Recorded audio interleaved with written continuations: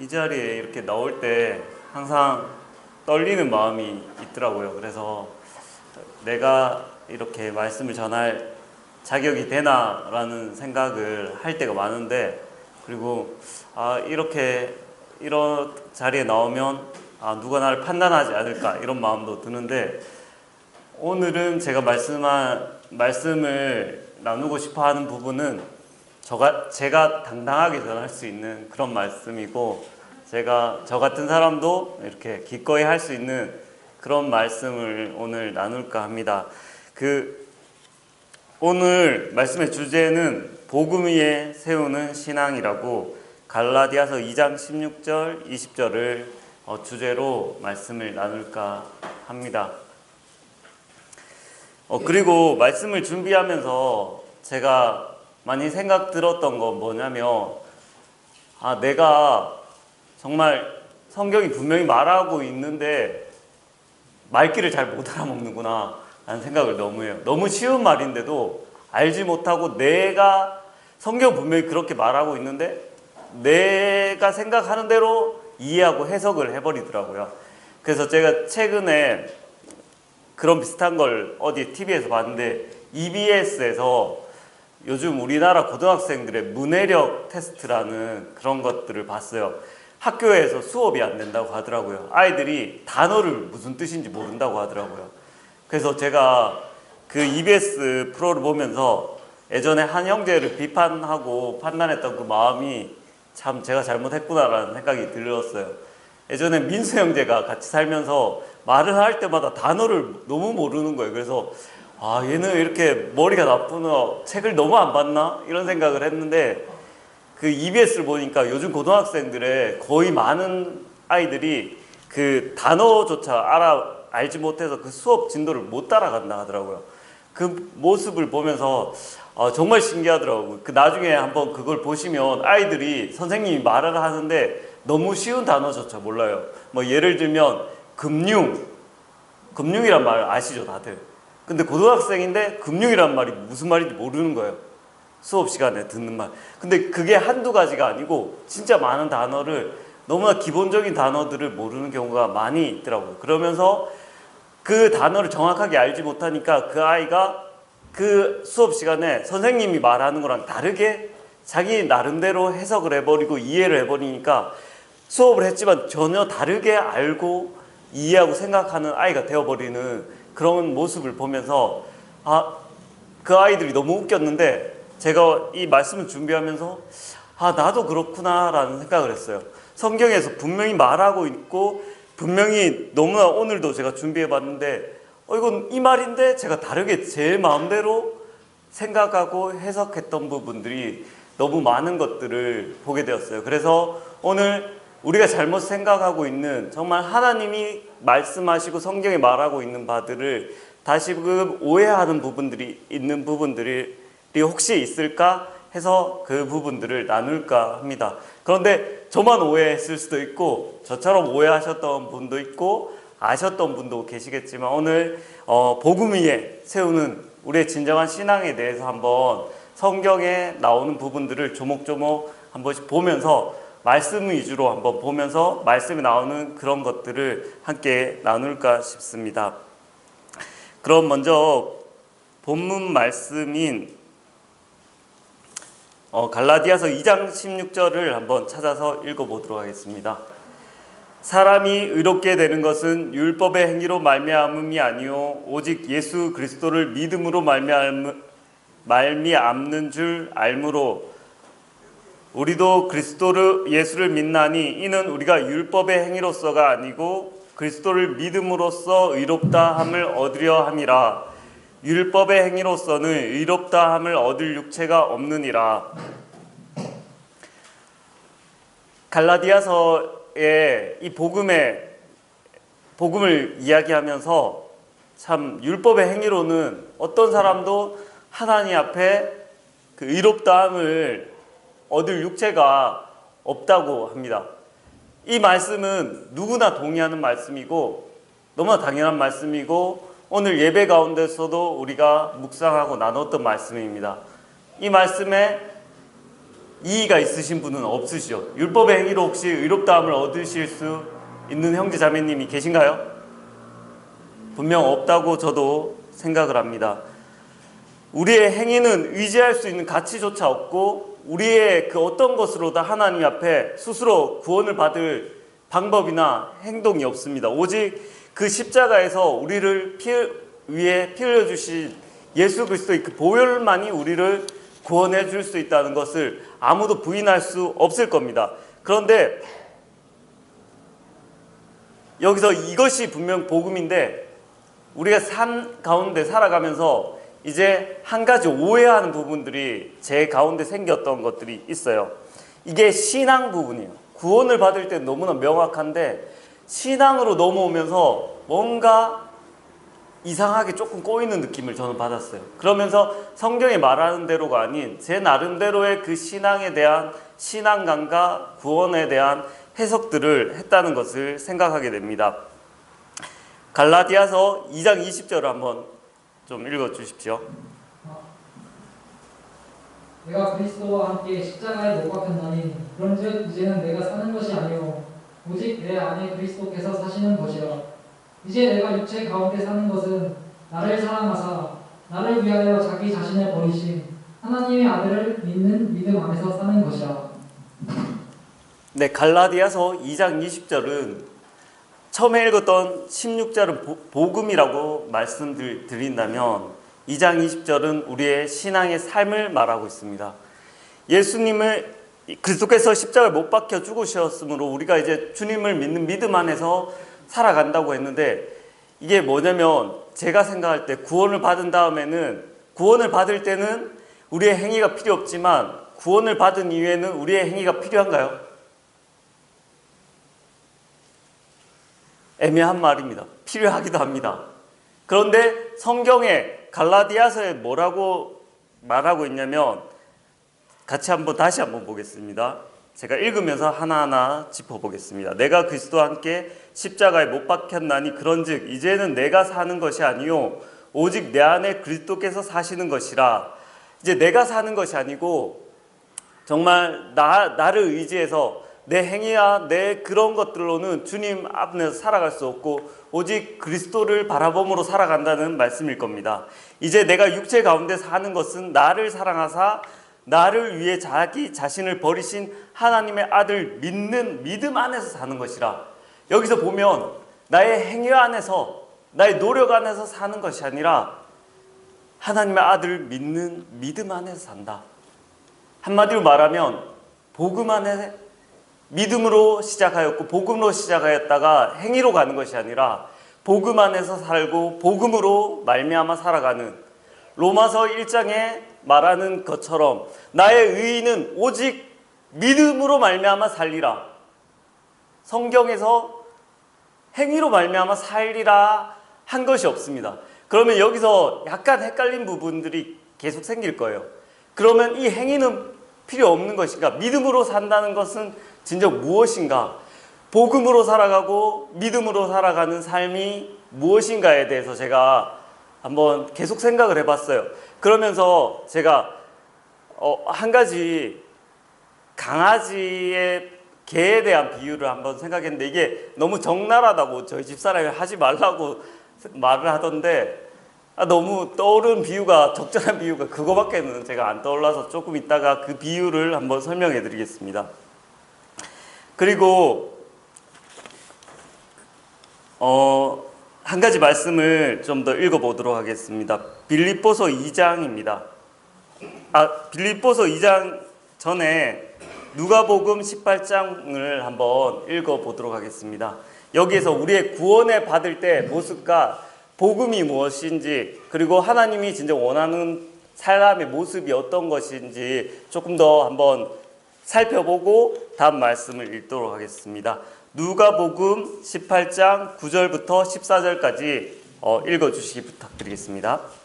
또 자기를 의롭다고 믿고 다른 사람을 멸시하는 자들에게 이 비유로 말씀하시되 두 사람이 기도하러 성전에 올라가니 하나는 바리새인이요 하나는 세리라. 아니함을 감사하나이다. 바리새인은 서서 따로 기도하여 이르되 하나님이여 나는 다른 사람을 곧 토색, 불의, 간음을 하는 자들과 같지 아니하고 이 세리와도 같지 아니함을 감사하나이다. 나는 1회에 2번씩 금식하고 또 소득의 11조를 드리나이다 하고 세리는 멀리 서서 감히 눈을 들어 하늘을 쳐다보지도 못하고 다만 가슴을 치며 이르되 하나님이여 불쌍히 여기소서 나는 죄인이로소이다 하였느니라. 내가 너희에게 이르노니 이에 저 바리새인이 아니고 이 사람이 의롭다 하심을 받고 그의 집으로 내려갔느니라. 무릇 자기를 높이는 자는 낮아지고 자기를 낮추는 자는 높아지리라 하시니라. 네, 이 바리새인과 세리에 대한 이 말씀은 우리가 너무나 자주 듣고 아는 말씀입니다. 그런데 이 말씀을 잘 보면 처음에 보면 또 자기를 의롭다고 믿고 다른 사람들 멸시한 자들에 대한 비유라고 성경에 나와 있는데 여기서 이 바리새인에 대해서 살펴보기 전에 제가 질문을 먼저 하나 할까 싶습니다. 구원을 받은 증거는 무엇인가요? 어떤 자매님이 오늘 아침에 잠깐 물어봤는데 변화된 삶에 대해서 기도하고 뭐 교회 나오고 뭐 술을 먹었던 사람이 술을 먹지 않고 뭐 자기의 것들을 이렇게 하는 것들이 구원받은 사람의 증거가 아니겠냐라고 말씀을 하시더라고요. 뭐 그 부분도 그럴 수 있다고 생각하는데 제가 그래서 또 반문을 했습니다. 그러면 천주교에 다니는 사람은 거기도 뭐 더 선한 행동을 하고 교회도 나가고 하면 그 사람도 구원받은 증거냐라고 물어봤어요. 정말 구원받은 사람의 증거는 무엇일까요? 제가 최근에 들은 말 중에 좀 충격적이었던 것은 어떤 모친님께서 복음을 믿고 구원을 받았다고 시인을 하셨는데 어떤 이제 장로님께서 증거가 있냐? 뭐 변화된 삶이 뭐냐? 당신이 구원받고 어떤 게 달라졌는지 말해봐라 라고 했는데 모친님이 나이도 드셨고 말씀도 잘 모르시는 거예요. 떠듬떠듬 하니까 구원받지 않은 것 같다 라고 말씀하시더라고요. 정말 우리가 봤을 때 구원받은 신앙 간증할 때 구원받은 증거가 뭔가요? 제가 그 말씀을 듣고 곰곰이 생각해 봤는데 우리가 구원 간증할 때 약간 여기 두 가지 구원 간증이 있는 것 같아요. 제가 읽어봤을 때 이 바리새인의 구원 간증을 들어보니까 약간 이게 우리가 구원받았다고 할 수 있는 사람이 아닐까 싶은 생각이 들더라고요. 한번 제가 다시 읽어보겠습니다. 나는 다른 사람 곧 토색, 불의, 간음 하는 자들과 같지 아니하고 이 세리와 같지 아니함을 감사하나이다. 난 1회 2번 금식하고 또 소득의 11조를 드리나이다. 이 사람 구원받은 사람인가요? 이 사람의 삶이 잘못되었나요? 좀 구원받은 사람 같아 보여요. 잘하고 있는 것 같아요, 너무. 그런데 이 세리는 뭔가요? 이 세리는 가슴을 치고 있습니다. 나를 불쌍히 여기소서 나는 죄인이로소이다. 구원받은 증거가 뭔가요? 그 사람의 행동인가요? 11조하고 돈 많이 내고 교회 많이 참석하고 성경 많이 읽고 새벽 기도하고 구원받은 사람이에요? 제가 너무 공격적으로 말했는데 그분이 구원받은 사람일까요? 근데 여기는 신기하게 제가 들었을 때 우리가 만약에 구원 간증하라고 하면 위에 사람이 구원 간증을 하면 와, 저 사람은 진짜 이제 예수님 믿었구나 라고 말할 사람이 위에 사람인 것 같아요. 근데 밑에 사람은 뭐라고 하고 있어요? 아무것도 안 바뀐 것 같아요. 불쌍히 여기소서 나는 죄인입니다. 얼굴을 못 들고 내가 도대체 뭐 하는 사람인가? 내가 진짜 하나님을 위해서 사는 사람인가? 왜 이 모양으로 난 살까? 이 밑에 사람이 뭐가 변화되었나요? 그래서 제가 깨닫는 건 뭐냐면 우리가 너무 착각을 하고 있다. 이 바리새인은 변화됐다고 하지만 그는 사람 앞에서 변화된 겁니다. 사람의 기준에서 좋아진 거예요. 하나님의 기준에서 이 사람은 턱없이 모자라요. 이 사람은 뭐냐면 똥을 가지고 온 거예요. 하나님, 저는 이 똥을 가지고 왔는데 받아주십시오. 이 더러운 옷을 받아주십시오. 라고 하는 거랑 똑같다고 저는 생각해요. 하나님 거룩하신 분입니다. 도저히 이런 것들로는 하나님 앞에 나아갈 수 없습니다. 하나님이 진정 바라고 우리의 변화된 삶이 무엇이냐라고 했을 때 우리가 집중해야 되는 거는 밑에 사람이에요. 위에 사람을 따라가려고 하면 안 됩니다. 우리는 밑에 사람을 집중하고 연구를 해볼 필요가 있어요. 밑에 사람은 변화되었나요? 변화되지 않았나요?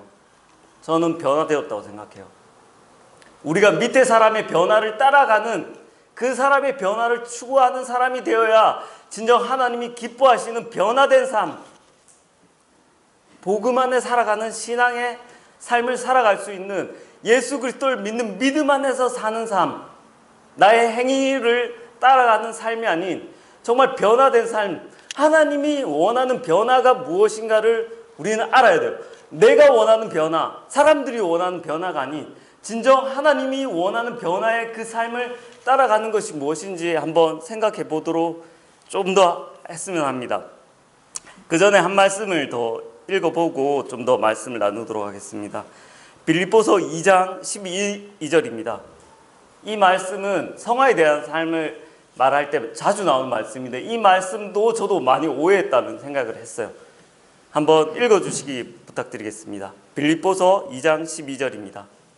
그러므로 나의 사랑하는 자들아, 너희가 나 있을 때뿐 아니라 더욱 지금 나 없을 때에도 항상 복종하여 두렵고 떨림으로 너희 구원을 이루라.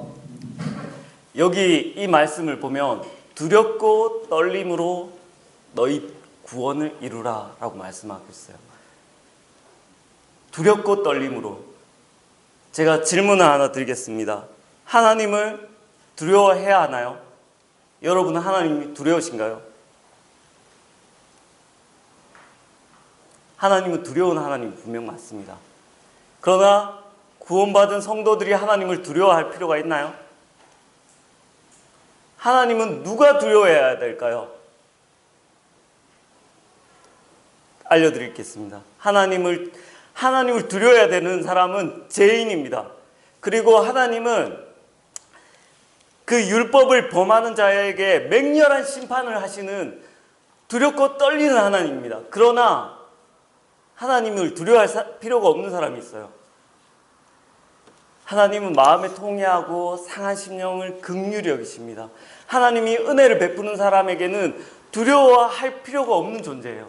그러나 자기의 행위를 의지하고 자기의 의를 의지하고 하나님 앞에 나오는 자는 하나님을 두려워해야 할 겁니다. 그분은 모든 공의로움을 그에게 요구하실 겁니다. 그는 정말 저주 아래 가운데 죽어갈 수밖에 없는 그 사람이 될 거예요. 그러나 하나님의 은혜 가운데 살아가는 사람은 두려워하실 필요가 없습니다. 근데 은혜를 받는 사람은 누구인가요?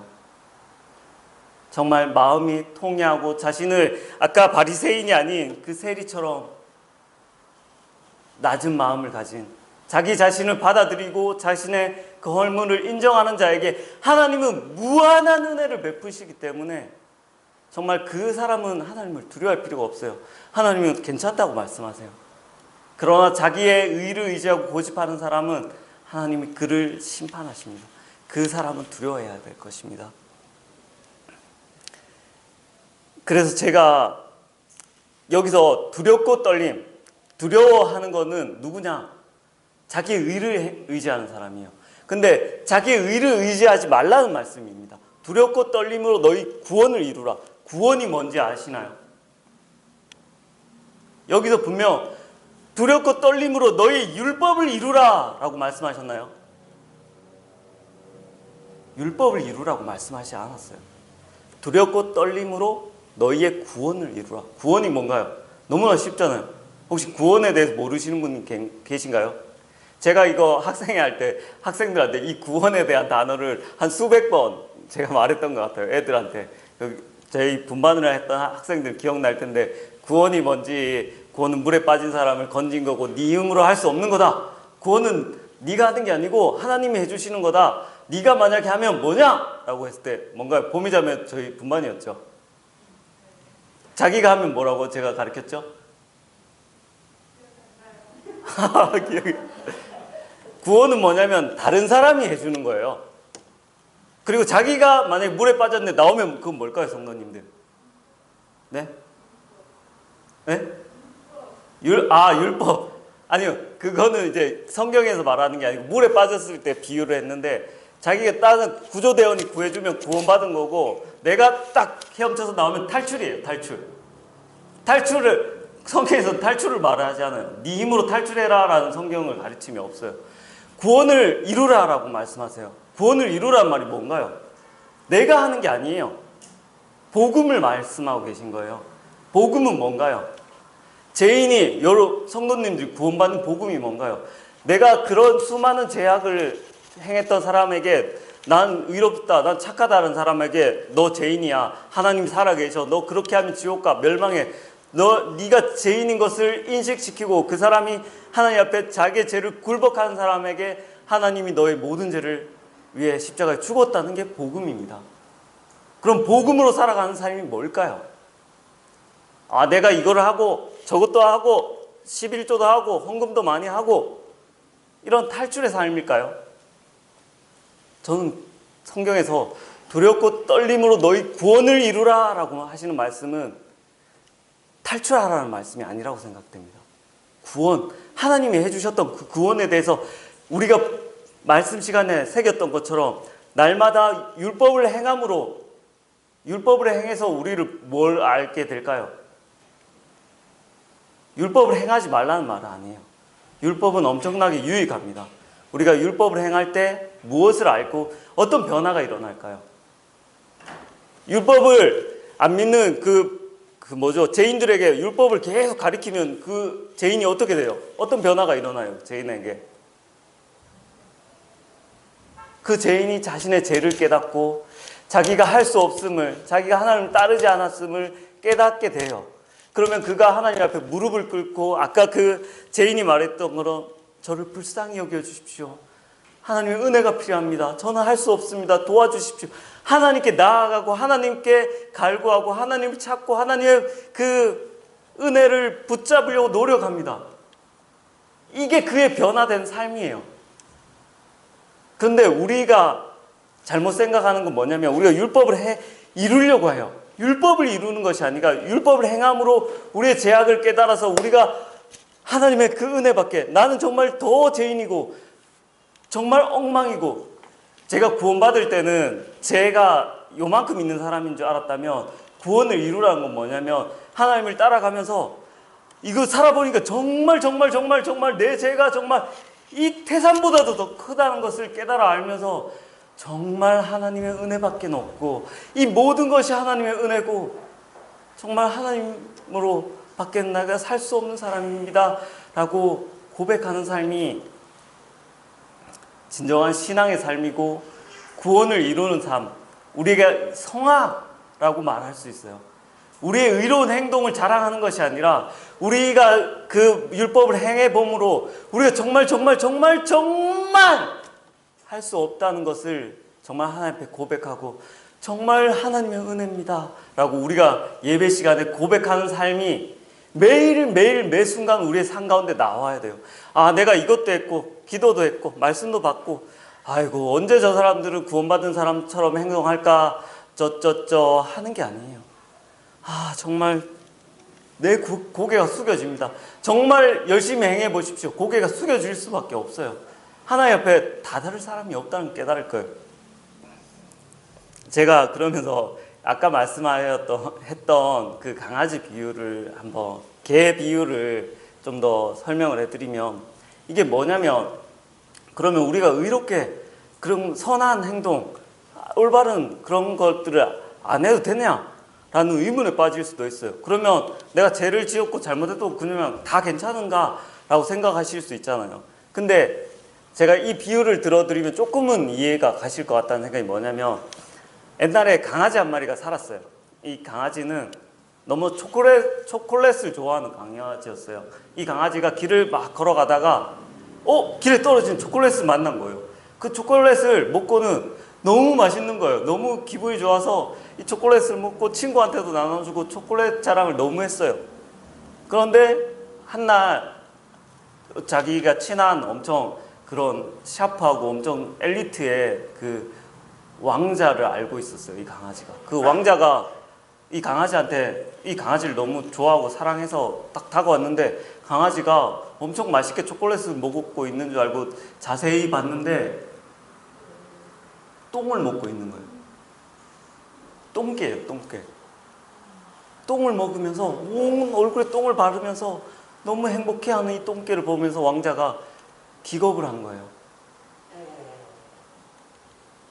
이 똥을 먹는 강아지를 보면서 왕자가 자기가 좋아하고 사랑하는 이 강아지에게 알려주고 싶었던 거예요. 아, 이 얘 그건 똥이야. 초콜릿이 아니야. 똥이라고. 이 강아지는 초콜릿이라고 우기는 거예요. 우리의 모습이에요. 자기가 죄악 가운데 자기가 죄를 짓고 있지만 모르는 거예요. 그 죄를 즐기면서 이게 너무나 맛있고 달콤한 너무나 좋은 것인지 알고 살아가는 우리의 모습처럼 이 강아지는 그 똥을 즐기고 살아가고 있었어요. 그러나 그 왕자가 그 강아지에게 그건 똥이고 더럽다는 걸 알려주었어요. 처음에는 그 강아지가 몰랐어요. 그런데 그 왕자의 진심을 듣고 보니까 정말 밝은 곳에 딱 가서 보니까 그게 똥이었던 거예요. 정말 그 강아지가 깜짝 놀랐던 거예요. 냄새나고 더러운 똥을 그렇게 자기가 좋아했던 거예요. 그러면서 이제는 마음을 돌이켰어요. 이제 그 왕자가 초청했어요. 왕궁으로. 아, 내 집에 와라. 근데 그 똥을 먹던 강아지가 너무 더럽잖아요. 깨끗이 씻고 이제 왕자의 궁으로 가려고 했어요. 자기는 이제 깨달았어요. 이제 다시는 이 더러운 똥을 사랑하지 않고 왕자가 좋은 것들도 많이 줬거든요. 근데 이 똥을 너무 좋아했던 거예요. 그래서 왕궁에 가서 왕자와 함께 살게 되었는데 이렇게 살면서 왕자가 정말 좋은 것들을 많이 주고 많은 것 가운데 누리는 삶을 살고 있었는데 근데 이 강아지가 똥 생각이 나는 거예요. 옛날에 먹었던 똥 기억이 나요. 똥이 또 먹고 싶은 거예요. 이 강아지는 알아요. 분명히 이 똥이 너무 더러운 걸 알고 있지만 자신의 그 더러운 습관을 버리지 못하고 똥을 생각이 나는 거예요. 우리의 모습과 같습니다. 근데 그 똥을 먹지 마! 똥 먹지 마! 똥 먹지 마! 똥은 더러워! 라고 아무리 말해도 모르겠지만 그 강아지가 자신의 모습을 계속 자기가 그 먹고 있는 똥을 정말 정확하게 인지하게 된다면 너무 더럽다는 걸 깨달아가고 알아간다면 그 강아지는 알아가는 만큼 어떻게 할까요? 그 똥을 안 먹으려고 하는 마음이 들 거예요. 그 더러운 똥을 먹고도 내가 왜 또 똥을 먹었지? 라고 생각할 거예요. 그 똥을 먹으면서 멋지게 똥을 먹었네. 내일도 똥을 한번 먹어볼까? 이런 마음을 가지지 않을 거예요. 그건 알지 못하는 강아지일 거예요. 그러나 알았다면 그 강아지는 후회하고 깨닫고 내가 너무 더러운 이런 좋은 것도 많은데 내가 왜 그랬을까 하는 그 마음에 그 똥을 싫어하는 마음이 자연스럽게 드는 거예요. 근데 그 똥이 더러움을 깨달아 알면 알수록 어떻게 될까요? 그 똥을 더 좋아할까요? 싫어할까요? 분명 싫어할 겁니다. 그러나 그의 습관이 그를 유혹하겠지만 그가 알고 깨달아가는 만큼 그 더러움을 아는 만큼 멀리하고 싫어할 거예요. 구원받은 사람이라고 한다면 똑같습니다. 그 강아지야.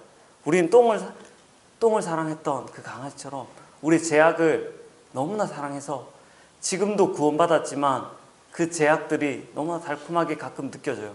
그러나 우리의 신앙 가운데 하나님의 말씀을 따라가면서 우리가 알아가는 것은 무엇이냐면 내 행위의 결과가 아니에요.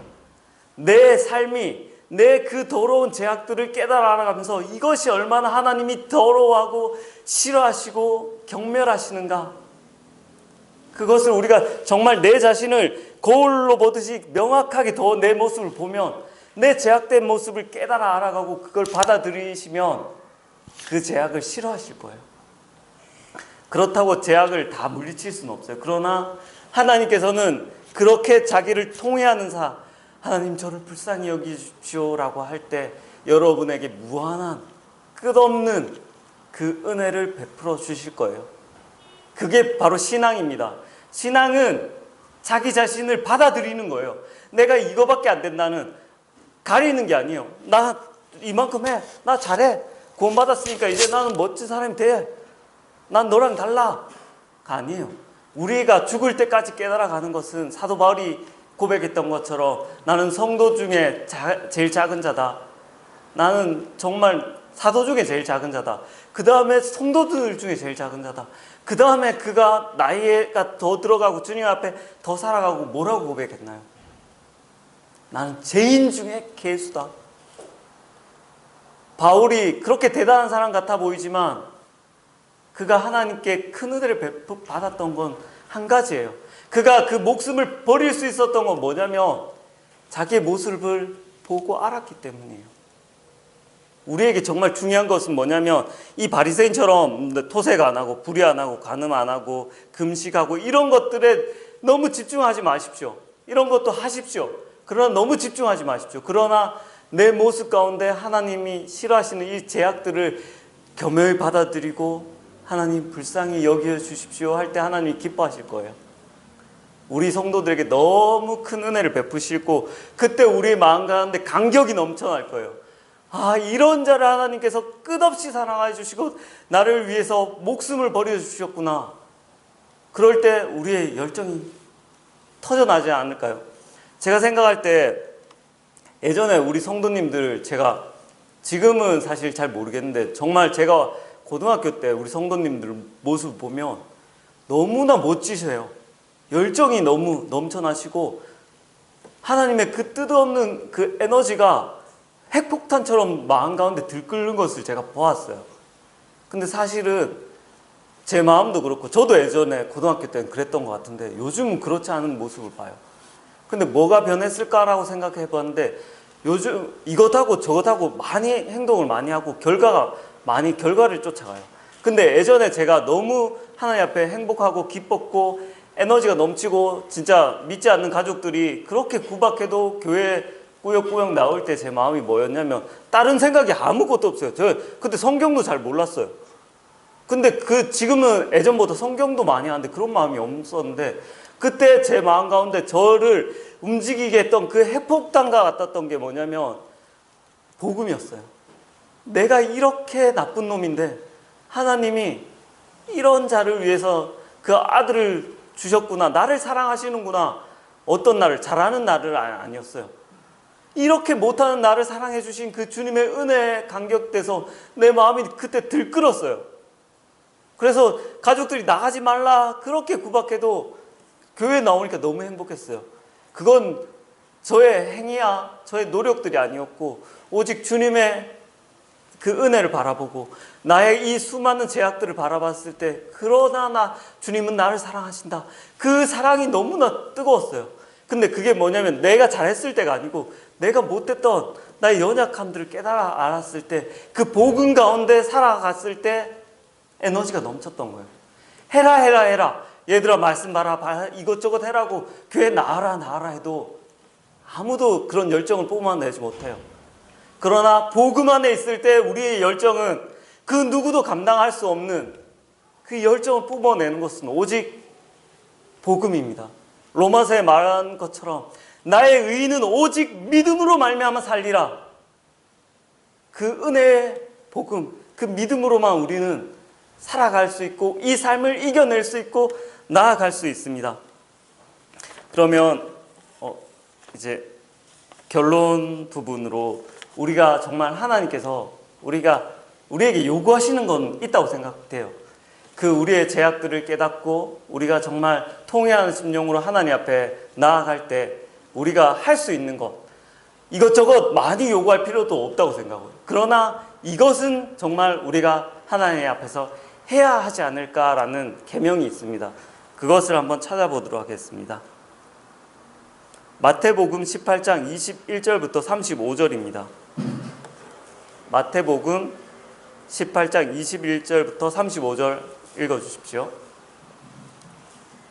그때 베드로가 나와 이르되 주여 형제가 내게 죄를 범하면 몇 번이나 용서하여 주리이까 7번까지 하오리이까 예수께서 이르시되 내게 이르노니 7번뿐 아니라 7번을 70번까지라도 할지니라.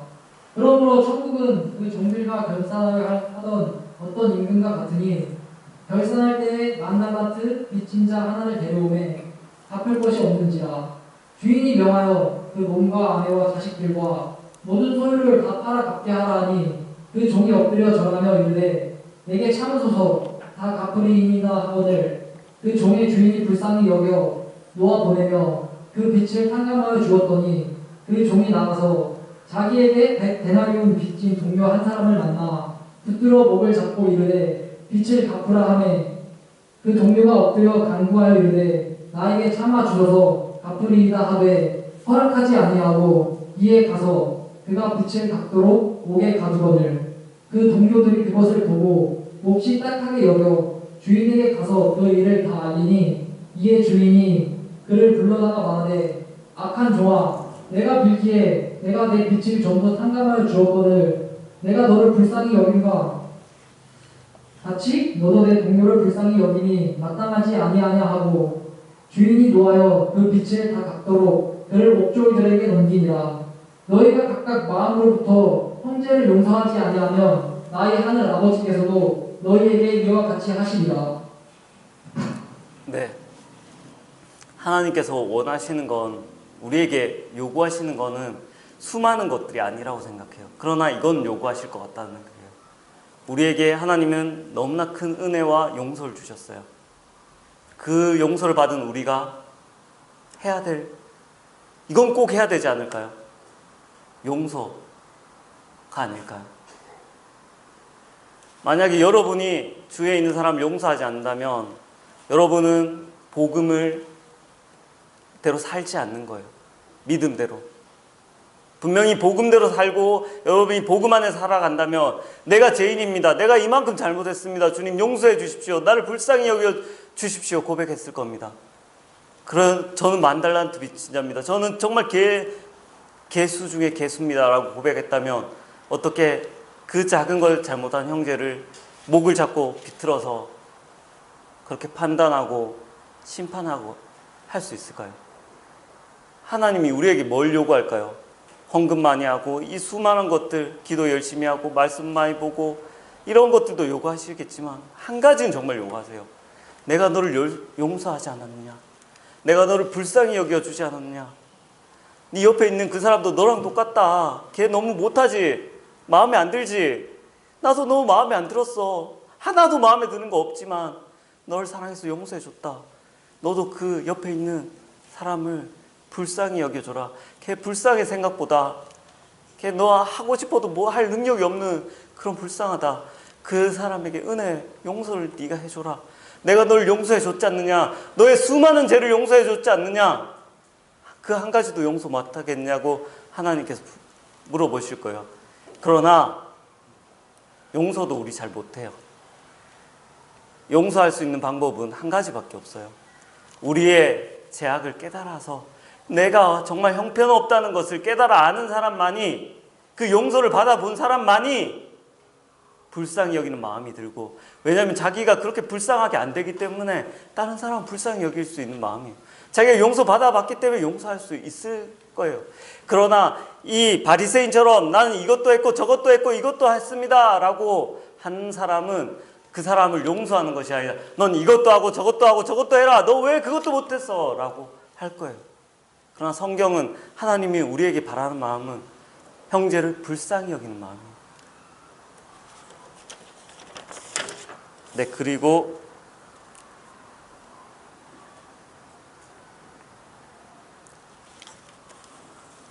요한복음 13장을 또 한번 읽어보도록 하겠습니다. 요한복음 13장 34절부터 35절입니다.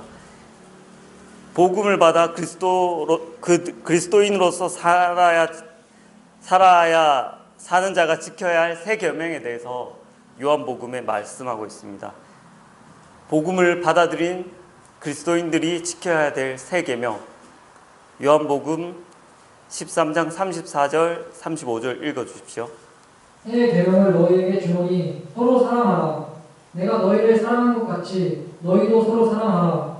너희가 서로 사랑하면 이로써 모든 사람이 너희가 내 제자인 줄 알리라. 새 계명을 우리에게 주셨습니다. 내가 너희를 사랑한 것 같이 너희도 서로 사랑하라. 이게 뭔가요? 이거저거 하라는 게 아니에요. 용서해주고 불쌍하게 여겨주고 긍휼히 여겨주라는 말씀입니다. 여기 보십시오. 너희가 서로 사랑하면 이렇게 예수님이 우리를 사랑한 것 같이 불쌍히 여기고 서로 사랑하면 모든 사람이 너희가 내 제자인 줄 알리라. 이게 무슨 말인가요? 너희가 복음으로 살면, 우리의 삶에서 복음을 실천하면 많은 사람들이 너희가 제자인 줄 알고 복음을 깨닫게 될 거라는 거예요. 우리가 말로만 복음을 전하면 안 돼요. 우리의 삶 가운데 복음을 전하는 삶, 복음으로 살아내는 삶, 우리가 매일의 삶 가운데 자신의 그 죄악을 깨닫고 하나님 앞에 불쌍히 여김을 받고 은혜 가운데 항상 살아간다면 주에 있는 형제자매님을 새 계명으로 사랑하실 수 있을 거예요. 그것은 여러분이 무슨 대단한 일을 할 때가 아니라 여러분이 자신을 받아들일 때, 자신의 모습을 볼 때, 그리고 하나님 앞에 무릎을 꿇을 때 여러분은 하나님의 큰 은혜 가운데 새로운 계명으로 서로 사랑하실 수 있을 것입니다. 그리고 갈라디아서 6장 3절에서 5절을 한번 읽어보도록 하겠습니다. 갈라디아서 6장 3절에서 5절. 만일 누가 아무것도 되지 못하고 된 줄로 생각하면 스스로 속입니다. 각각 자기의 일을 살피라. 그리하면 자랑할 것이 자기에게는 있어도 남에게는 있지 아니하니 각각 자기의 짐을 질 것이니라. 우리가 된 줄로 생각하면 결국은 또 율법 아래 매이게 될 것입니다. 우리는 정말 열심히 노력해 보십시오. 하나님의 법을 지키도록. 그러면 여러분의 허물과 연약을 알게 되고 그 가운데 하나님의 은혜를 더 깨닫게 되고 그때 형제를 용서할 수 있고 그를 불쌍히 여길 수 있는 이 신앙의 톱니바퀴가 돌아갈 거예요. 그런데 이거 해라 저거 해라, 난 이것도 하고 있고 저것도 하고 있고, 여러분의 행위에 집중하는 순간 여러분 율법의 나라 가운데, 저주 가운데, 하나님의 두려운 심판 가운데 살아갈 거예요. 은혜 가운데 살아가는 사람은 항상 두렵지 않고 항상 행복한 가운데 살아갈 수 있어요. 그가 자신의 그 허물을 고백하는 순간 하나님은 끝없는 용서를 우리에게 베풀어 주실 것입니다. 그리고 마지막으로 갈라디아서 5장 13절부터 15절을 읽도록 하겠습니다. 형제들아, 너희가 자유를 위하여 부르심을 입었으나 그러나 그 자유로 육체의 기회를 삼지 말고 오직 사랑으로 서로 종로를 하라. 온 율법은 내 이웃 사랑하기를 내 자신같이 하라 하신 한 말씀에서 이루어졌나니 만일 서로 물고 먹으면 피차 멸망할까 조심하라. 네, 하나님은 이 은혜의, 이 복음의 자유를 우리에게 주셨습니다. 이 복음은 율법과 같지 않습니다. 우리가 하나님 앞에 무릎을 꿇고 우리의 죄악을 고백하는 순간 하나님은 절대적으로 용서해 주십니다. 이 자유를 우리에게 주셨는데 이 자유로 아까 그 강아지처럼 똥을 먹는 걸 기뻐하지 마십시오. 그 똥이 얼마나 더러운지 발견하고 돌이키십시오. 그러면 하나님의 은혜가 가득할 것입니다. 그러면 여러분이 형제를 용서하고 사랑할 수 있을 것입니다. 종로로도 할 수 있을 것입니다. 불쌍히 여길 수 있을 것입니다. 온 율법이 한 가지입니다. 내 이웃을 내 몸과 같이 사랑하라. 예수님께서 주신 새 계명으로 우리 살아가시기 바랍니다. 구약의 그 계명으로 돌아가지 마시길 바랍니다. 옆에 있는 사람 불쌍히 여기십시오. 저 정말 불쌍한 사람입니다. 저 아무리 노력해도 이 죄악의 굴레를 벗어나기 힘듭니다. 성도님들이 좀 도와주시고 기도해 주십시오. 그러면 저도 살아갈 수가 있습니다. 여러분의 도움이 필요하고 하나님의 은혜가 필요한 사람입니다. 우리 모든 사람이 그렇습니다. 그 사랑 가운데 우리가 살아가기를 주님의 이름으로 간절히 바랍니다. 네, 이상입니다.